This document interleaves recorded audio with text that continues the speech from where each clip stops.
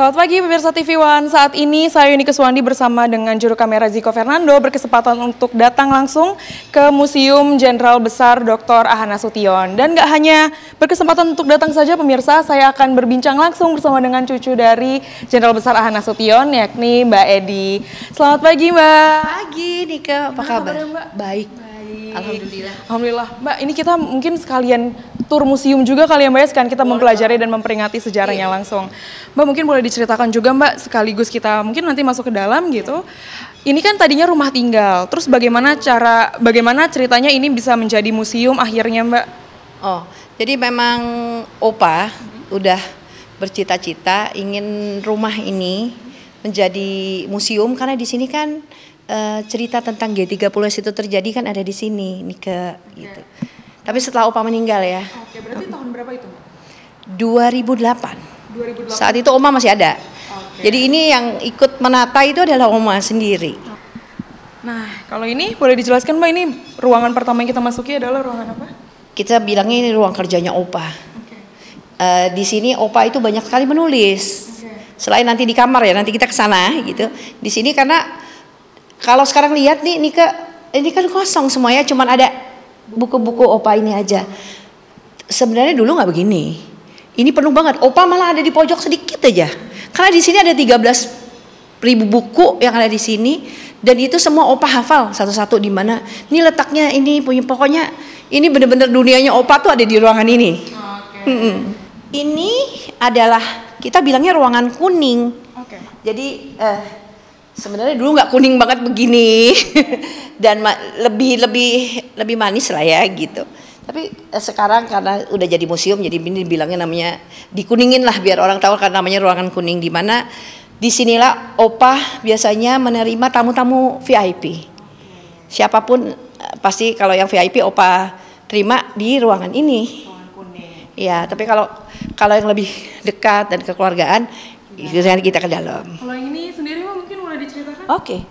Ini kan lorong di mana dari depan sana tuh ya waktu itu Cakrabidawa masuk ke dalam ya. Dan ini semua patung-patungnya itu persis loh memang dibuat menyerupai wajah-wajahnya yang waktu itu datang ke rumah ini. Iya. Oke, dan ini juga lukisan-lukisannya. Nah, ini adalah foto-foto yang Oma memang Oma sendiri nih yang memasang di sini waktu itu. Jadi ini benar-benar waktu museum Oma itu kan meninggal 2010. Tapi di 2008 kan mulai dari dia tahun 2008 itu ini semuanya kalau untuk foto-foto itu Oma yang taruh dan ngatur sendiri. Ini adalah yang bekas-bekas senjata. Jadi yang bekas peluru. Dan ini yang membunuh Tante Ade. Ya memang wajahnya ini. Karena kan waktu di Mahmilub kan terus diambil. Jadi di sini waktu itu setelah kejadian pun sampai saya lahir, adik-adik lahir, itu Opa sama Oma kan tidur di sini. Nah, Opa sama Oma tidur dengan keadaan ya ini pintunya seperti ini. Itu juga masih ada bekas-bekas tembakan, tapi kalau dulu kita nggak bunder-bunderin ya, gitu. Tapi Opa sama Oma tetap tidur. Opa juga nulis juga kalau udah capek di sana, Opa juga nulis di sini, gitu. Jadi hidup harus realistis lah, gitu kalau katanya Opa sama Oma. Ke ruangan ini adalah ruangan makan keluarga. Tapi waktu saat itu yang di tahun 65 itu waktu itu Oma lagi mau telepon cek ke mana, ke yang lainnya, apakah ke jenderal-jenderal lain, apakah sama ada kejadian. Tapi ternyata waktu Oma itu kan ada teleponnya, itu Oma sambil udah bawa Tante Ade yang sudah tertembak, berdarah-darah, jadi ini semua udah penuh darah Tante Ade lah gitu.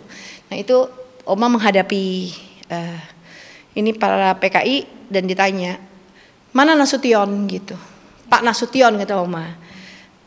Sudah 3 hari ke Bandung kata Oma. Kamu datang ke sini hanya untuk membunuh anak saya. Yang padahal Pak Nasutionnya tadi ingin kabur tadi ya. Oke. Ini ruangan apa Mbak setelah itu? Ini sekarang dulu sih tempat waktu zaman tahun 65 itu adalah tempat tidurnya ibunya Opa sama ibunya Oma, Opung sama Oma Ayut. Tapi sekarang untuk apa namanya ada tokoh-tokohnya Opa, terus ada semua apa namanya sih tanda-tanda barang-barangnya Opa semua. Iya. Ini berarti Iya, ini patungnya yang Oma bawa tante Ade.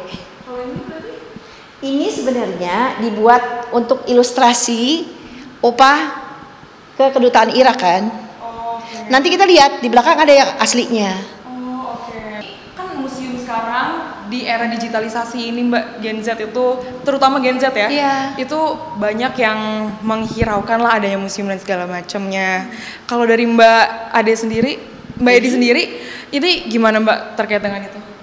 Ya, sebenarnya sih mungkin ya, malah anak-anak SD sekarang atau anak SMP banyak sekarang yang udah mulai hobi loh ke museum. Oke. Mereka mungkin lihat ada banyak juga kali ya influencer apa yang datang, terus bikin kan, jadi terus mereka penasaran. Dan salut juga sih anak-anak SD loh banyak kan yang mereka bener-bener pingin tahu, terus ajak papa mamanya gitu. Biasanya weekend. Oke, mari kita ke tempat yang tadi. Oke, yuk. Dimana waktu itu Opa sama Oma kan disuruh lari untuk ngumpet karena itu tante adik kan udah tertembak tuh. Nah, jadinya Opa tuh lari lihat sini ke sana. Oke. Ini kedutaan Irak dari dulu juga kedutaan Irak. Sebenarnya ada salah satu dari Cakrabirawa itu udah lihat dari sana. Terus sempat tembak kaki Opa, makanya Opa jatuh. Oh. Iya, dan sempat di sini tuh sempat ada apa? Perbincangan sama Oma. Karena Opa tuh mau turun lagi. Karena ngelihat Oma bawa tante adik yang sudah berdarah-darah. Jadi Opa lihat anaknya begitu, Opa mau turun. So Oma bilang jangan gitu. Itu mau membunuh kamu Nas. Jadi kamu lebih baik ngumpet. Gitu. Berarti yang diincar dari awal memang Opa. Opa sendiri ya. Oke, Mbak. Terus kalau berarti yang mengelola gedung ini sekarang, museum ini sekarang ada yayasan atau gimana? Enggak, di Sejarahat. Karena ini kan sudah punyanya TNI Angkatan Darat. Oke, tapi Iya. aku dengar-dengar tadi seperti yang kita bincang sebelumnya, berarti Oma, kita sebut aja Oma ya. Iya. Oma itu membangun banyak yayasan. Itu apa bentuk healingnya Oma kah atau bagaimana? Iya, semenjak tante adik meninggal, Oma itu kan namanya seorang ibu ditinggal anaknya dan itu ditinggalnya dengan tidak wajar ya. Gitu. Jadi untuk Oma atau tanya sama Oma sebagai healingnya Oma ya gitu. Jadi Oma memang membantu banyak anak lah ya, banyak. Oma jadi mau membantu banyak anak untuk seperti bukan menggantikan tante adik ya, cuman biar hatinya tuh lebih lapang lah gitu, ya. Kalau yang Mbak lihat dari anak-anak muda yang mungkin datang ke sini begitu, mereka udah mau berusaha untuk belajar, yang mau pesan-pesan yang mau disampaikan dari museum ini, dari pembuatan museum ini itu apa Mbak kepada mereka? Oke.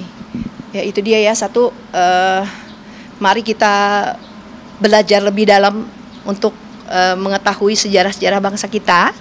Ya karena banyak sekali sebenarnya apa yang bisa dipelajari dari situ, terutama dari pahlawan-pahlawannya.